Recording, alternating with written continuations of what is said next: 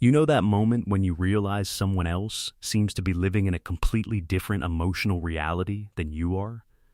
I remember watching my neighbor on a random Tuesday morning. The sun was just coming up, and she was standing at her fence, coffee in hand, just looking at the garden, not doing anything, not checking her phone, just looking. And there was this quiet contentment on her face that I couldn't quite place. Meanwhile, I was mentally 3 steps ahead of the day, already anxious about a meeting that wasn't until afternoon.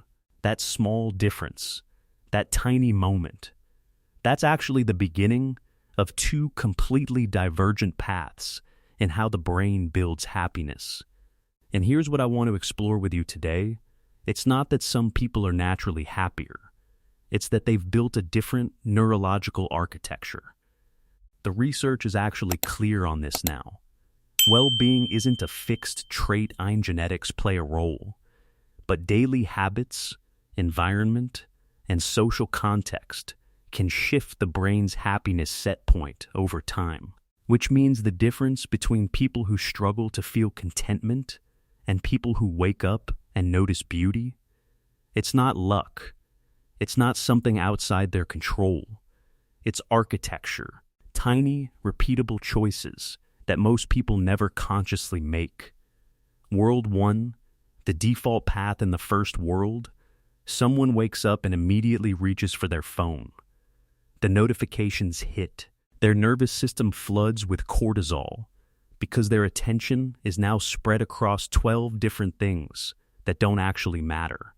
They move through their morning in reaction mode, checking boxes, putting out fires that aren't really fires. By the time they reach the end of the day, they're exhausted, not because they did anything meaningful, but because their brains spent all day in threat detection mode. They feel like happiness is missing, but they don't understand why. Because here's the thing, happiness isn't just the absence of misery.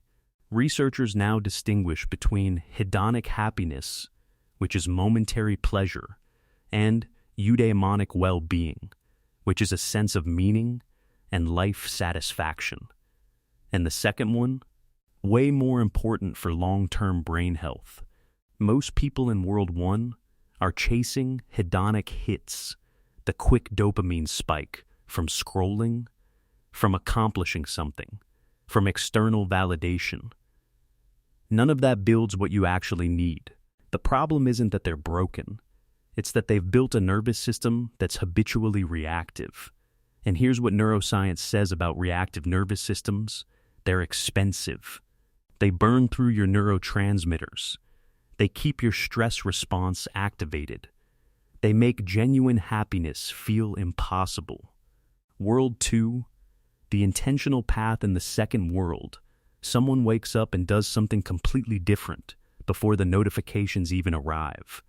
They might pause for 60 seconds, not meditating in the way you think of meditation, just stopping, noticing, breathing.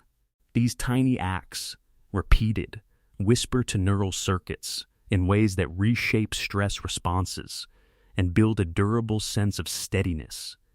And here's the thing about that moment. It's not just psychological. There's actual neurobiology happening. Every time you choose a micro-habit, synapses strengthen, and networks involved in regulation and attention find more efficient pathways. Your brain's stress response in the amygdala literally reduces over time, and the connection between your amygdala and prefrontal cortex, the part that controls you, and gets stronger. Translation, taking 1 minute to breathe before your day starts rewires the part of your brain that controls anxiety and emotional regulation.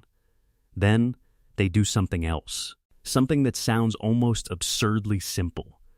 They notice 3 things that are going right, not in a forced gratitude journaling way, just 3 genuine things.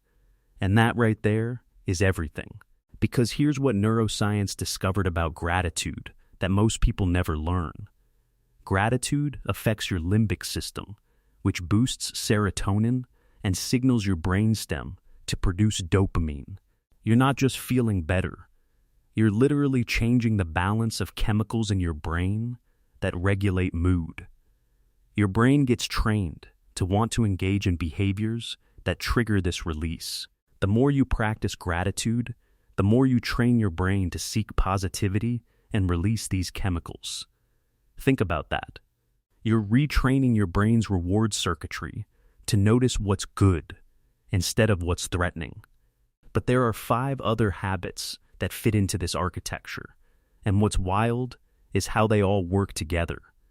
The 6 tiny habits, the first is what I just described, a 60-second pause, then noticing 3 things.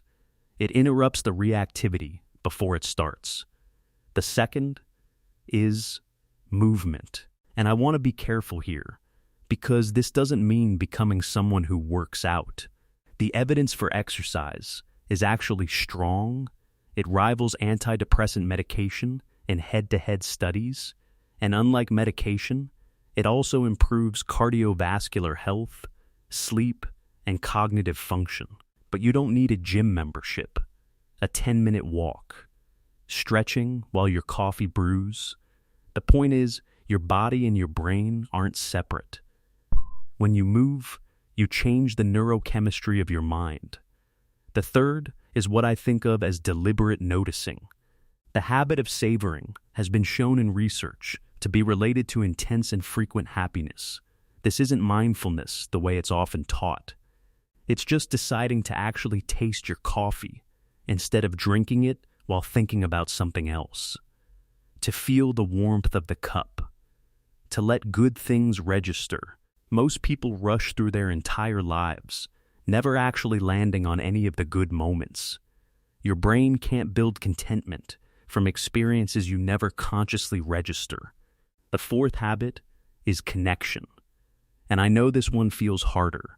A landmark Harvard study that tracked people over 8 decades found that close relationships, more than money or fame, keep people happy throughout their lives.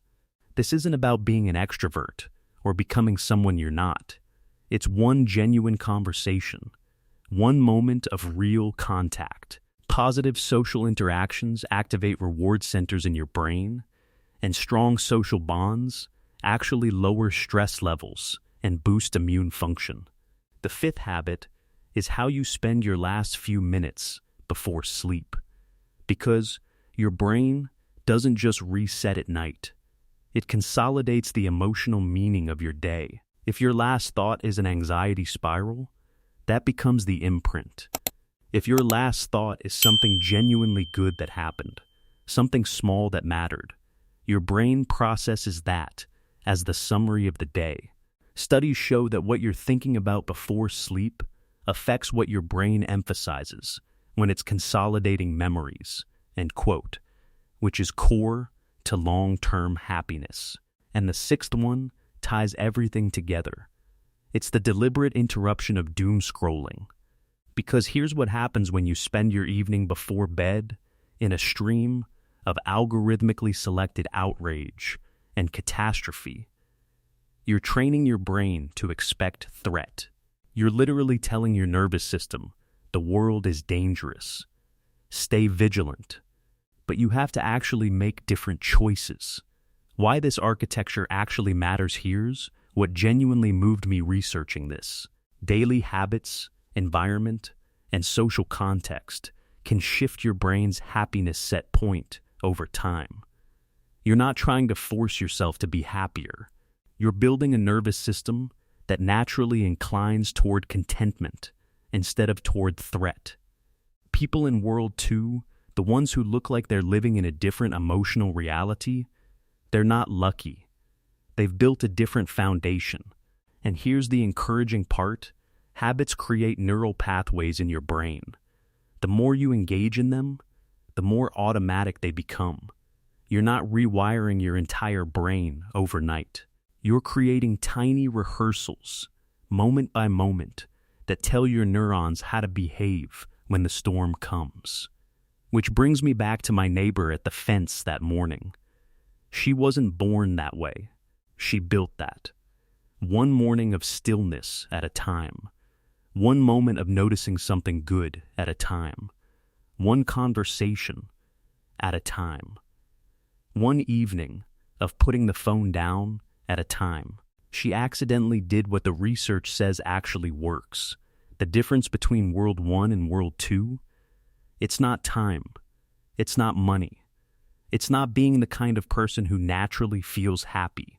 It's 6 small choices that compound into a completely different neurological architecture. And that architecture becomes your baseline. That becomes what contentment feels like. So here's my question for you. Are you willing to build it?